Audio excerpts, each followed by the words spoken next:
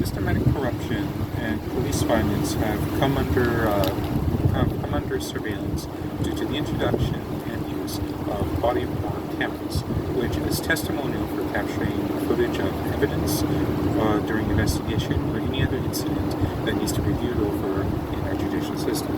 However, there are some flaws when it comes to the use of police body cameras. The use of cameras has its own setbacks that proves serious disadvantage for the effect of the general public in terms of relationship with the police. And sometimes not always the use of body cameras will turn out well in citizen-police relationship. My name is Gary Rendon, and I'm here to talk about the issue and cause of police body-worn cameras, as well as the problems of what exactly they impose, the causes to it, and the solutions what we can do for it. Now, one of the problems with police body cameras is that sometimes it's not always active during investigations.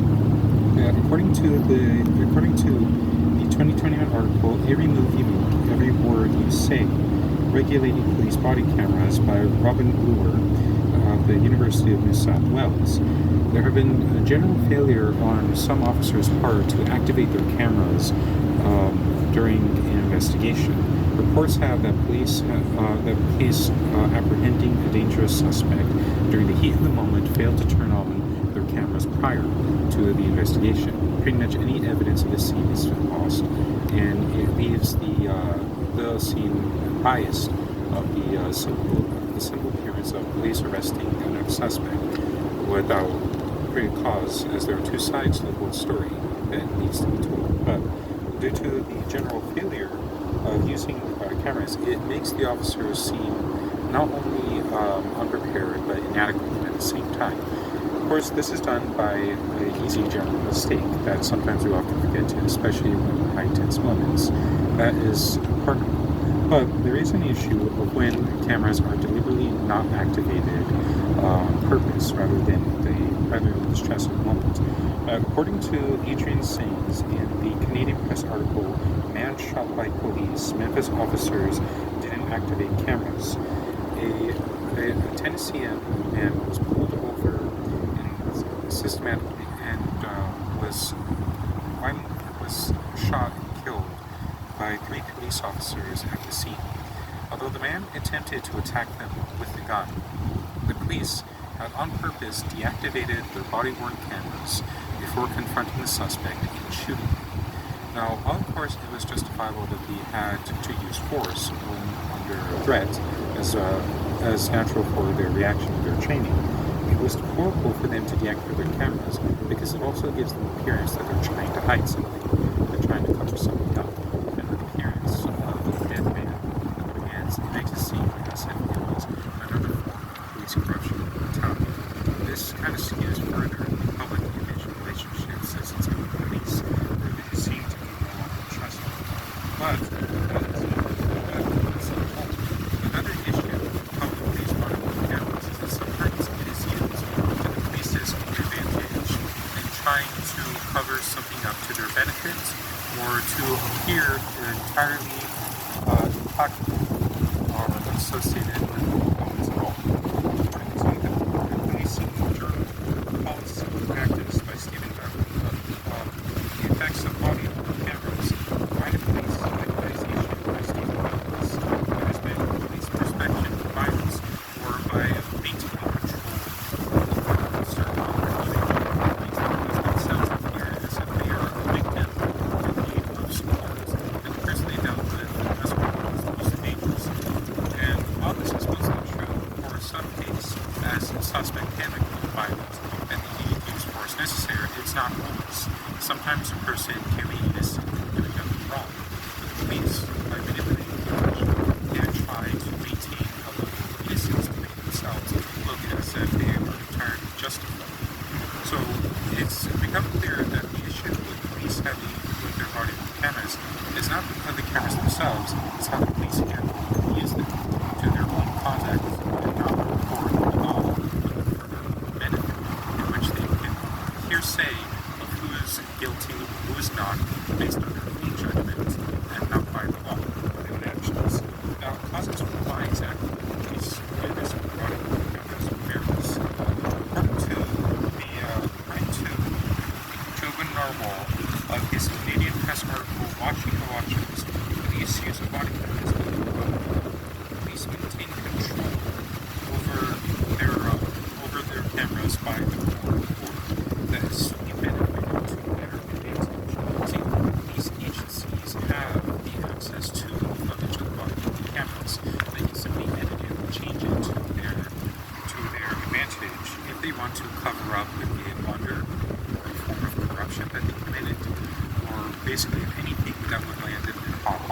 as most is the case with police action these days, where it seems that every police officer is being criticized for something.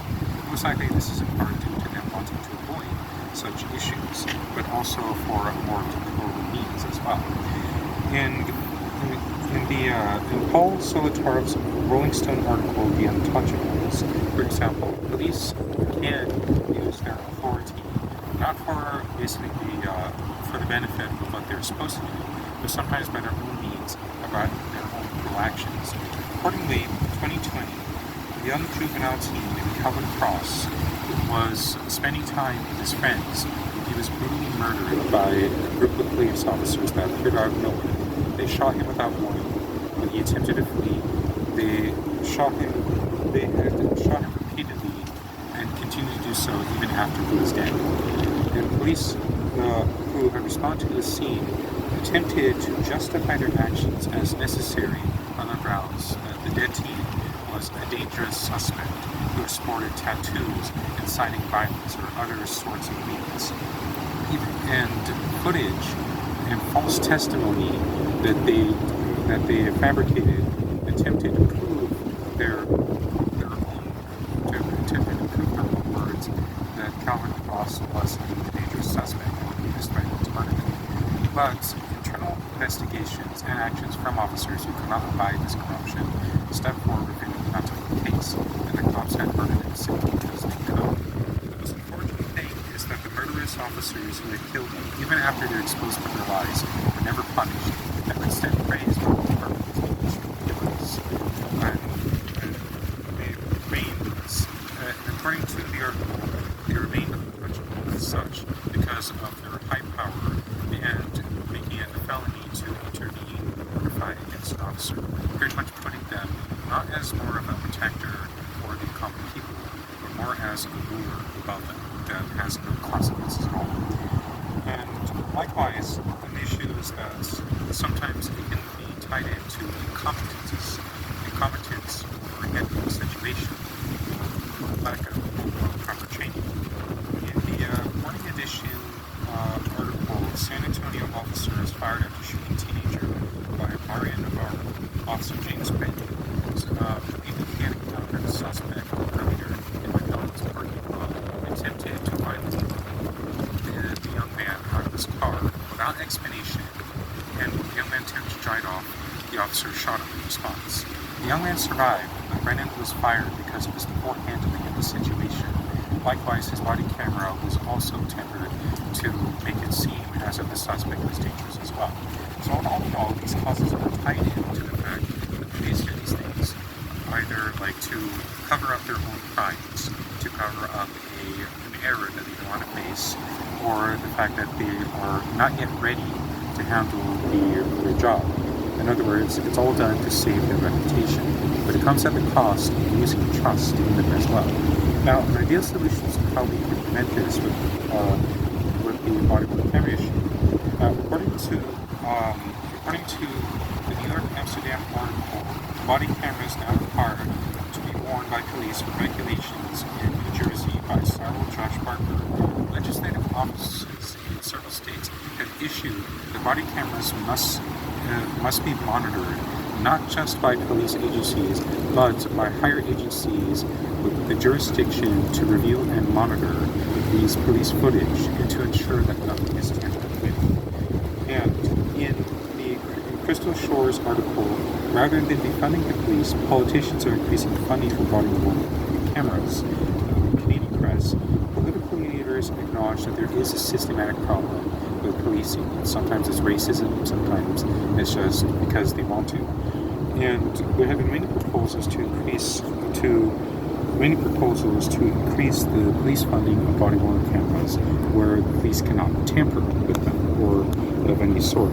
But there's also been the cause by activist movements such as Black Lives Matter to defund these police reductions in resources so they can be directed into initiating proper management and contact with the general public, not just their own departments for their own benefit. Now, body-worn cameras seem to be good, but that depends on who's exactly running the show.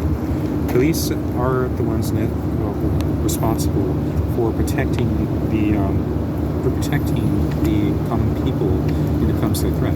But how exactly can we rely on them if they've proven that we cannot trust them at all by their own deception? They either need to shape up or ship out. So, in other words, fixing the issue with body-worn cameras is just one of the many problems that we need to reform about our policing policies.